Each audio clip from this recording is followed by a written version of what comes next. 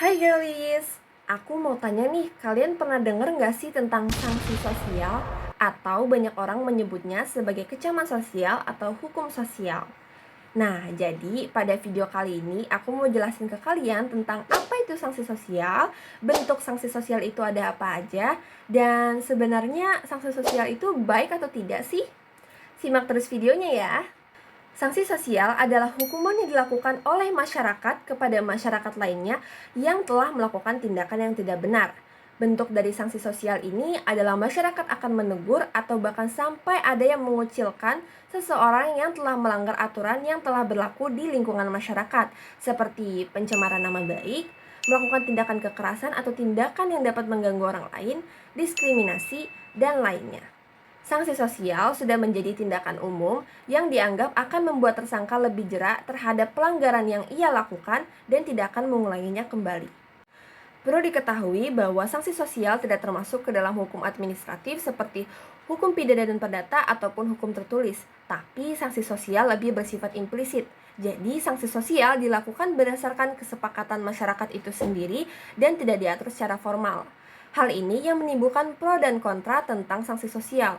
Banyak sekali orang yang melakukan sanksi sosial secara berlebihan, atau bahkan pada era digital ini, banyak sekali kasus yang telah tersebar secara luas, sehingga banyak juga oknum yang tidak begitu mengetahui kasus tersebut melakukan sanksi sosial secara berlebihan. Contohnya, seperti memberikan komentar yang jahat kepada keluarga atau kerabat tersangka yang tidak terlibat. Lalu, bagaimana kita sebagai masyarakat dan juga perempuan yang taat pada peraturan melakukan sanksi sosial? Berikut adalah hal yang harus diperhatikan ketika kita melakukan sanksi sosial.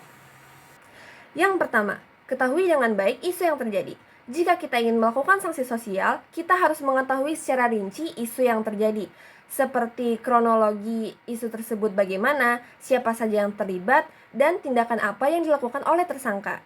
Jika kita mendapatkan info mengenai suatu isu pada internet, pastikan terlebih dahulu informasi tersebut berasal dari sumber yang terpercaya.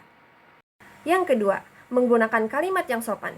Jika kita ingin melakukan sanksi sosial berupa teguran, teguran tersebut tetap harus menggunakan kata yang sopan seperti menghindari kata-kata yang kasar. Hal ini karena sanksi sosial bukan untuk memberikan ujaran kebencian atau bahkan menyakiti tersangka, tapi lebih kepada mengingatkan tersangka dan membuatnya jera akan apa yang telah ia lakukan. Yang ketiga, tidak membahas atau menggunakan hal-hal yang tidak terlibat secara langsung sebagai bahan tindakan sanksi sosial. Seperti contoh yang telah aku sebutkan sebelumnya, membawa orang-orang terdekat tersangka dan memberikan ujaran kebencian kepada mereka merupakan tindakan sanksi sosial yang salah dan melewati batas. Jika hal ini dilakukan, justru akan memperbesar masalah bahkan dapat menciptakan masalah baru.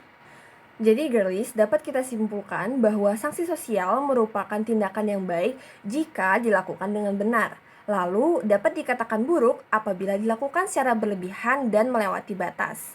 Nah, jadi gimana girlies? Udah tahu kan apa itu sanksi sosial dan bagaimana cara melakukan sanksi sosial dengan benar? Semoga video ini bermanfaat dan jangan lupa like, share video ini, dan subscribe YouTube Girl Boss Indonesia. See you in the next video. Bye!